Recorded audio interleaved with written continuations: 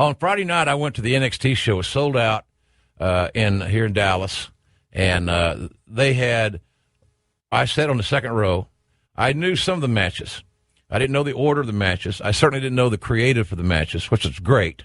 I didn't get any spoilers. I didn't know any. I wasn't preconditioned whatsoever.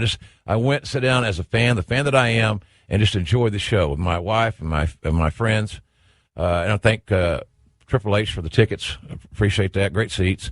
And so I had a wonderful time. I thought it was one of the most enjoyable experiences. And talking to the people that came to our shows who are also there, they agreed. They loved it. So the NXT brand's a little bit different philosophy, creative-wise. The guys wrestle in a more of an old-school, fundamentally sound way.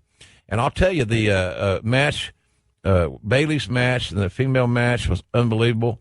I loved, I went there to see Shinsuke Nakamura take on Sami Zayn, your former Generico. Yes. And they had a hell of a match. And here's the deal.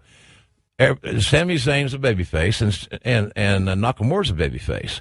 They have no issue.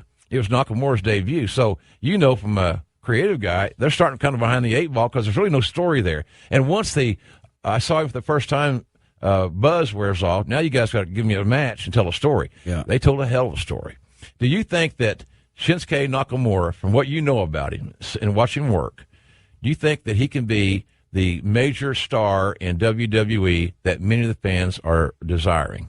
I think he can be as big as they let him be.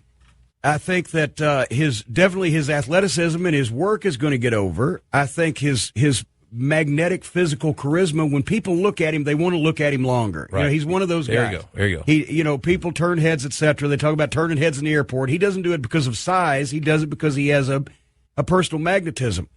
I'm not sure about his command of English. It's not bad. I'm sure it'll get better. Yeah, it's not bad. He's here. Yeah, when I did Wrestle Kingdom 9 in Tokyo at the Tokyo Dome, he's one of the first guys I met the day before the little press conference thing. We're waiting for that to start, and he speaks English well enough to do a promo. He speaks English well enough to get for you or me to get the message. And the fact that he's an MMA trained guy means he's fairly tough. He's got a unique skill set. He uses his feet and his knees like a guy would use their fists. I think it comes down to he's going to be a superstar in NXT, and people are going to love him wherever he appears with that brand. When he gets to the main roster, I got to be honest with you, I think it depends on how Vince sees him. Obviously, like it does everything, depends on how Vince sees something, but he hasn't had the best track record. And I'll tell you, it's not a racist thing with international stars, whether it be luchadors, whether it be Japanese talent, whether it be anybody from Europe. Sometimes the chairman does not understand what they have meant in their world because he's so isolated in his, and he tries to possibly remake them in the image that he perceives for them. That may not work. I think, a guy like Nakamura is another guy like Austin and Brock and et cetera. The more he's himself and is allowed to do his thing, the better off he'll be. I agree. And we had that one time when 20 years ago, we were working with Antonio Pena, and he was bringing the luchadors up from AAA, et cetera, and Vince, he'd never seen him, and remember, he didn't exactly get it. That one time on I think, Superstars, he was going to beat Pena's champion in like 5 minutes with the lowest guy on the roster for our program. I said, if you want to work with this guy, it's his champion. Beat somebody else. Don't while he's down there, just go ahead and whiz on him. That's why guys like you and I and the others, many others who are around it, because Vince is he's got such a amazing responsibility to run this huge company, and quite honestly, to be the head of creative, which is he is, maybe not by title, but he's the chairman of the board. Yeah, that's a full-time job. You have to consume yourself in the product and the talents, look at their matches, and and the more you watch somebody work or perform, the better I think that you can book them. In my view, the more you got to be familiar. You can't just see them on TV days. You got to do more due diligence. And when you're the chairman of a huge company, a publicly traded company, how do you do that? How do you make the time to go watch wrestling tapes? I think a difference is when it was you or Pat Patterson or myself or Bruce Pritchard or whoever. We could talk to Vince in a way that he understood maybe more than, because I just envision, I'm reading people's minds now.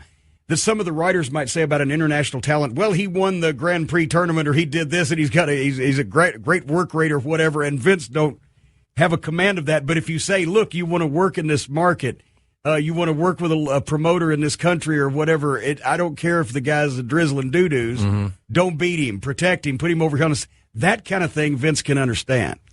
I like Nakamura. When I came back from Tokyo, I mentioned a text message to Vince, and I talked to Triple H casually about my trip. And, I kind of got back in the game after being away from net broadcasting. I got back in the game for that one-off deal, and thanks to Jeff Jarrett, actually, and enjoyed the heck out of it. So I said, man, this Nakamura guy's special. So I hope that my fingers are crossed that they let him be himself, and that he's not going to have any bad matches. If you don't book him unless you book him with some guy that just doesn't understand, or is the Great Khali still on the roster? No, he's okay. I think Nakamura is safe. Great Khali is now the wrestling impresario of India. Hey, it's Conrad Thompson. Thanks for checking out the podcast here on YouTube. Be sure to hit the subscribe button and the notifications bell so you get a notice anytime we upload some new content. And go save yourself some money right now. If you're in a 30-year loan or you have credit card debt, it's not a matter of if I can save you money. It's a matter of how much. Find out right now for free at SaveWithConrad.com.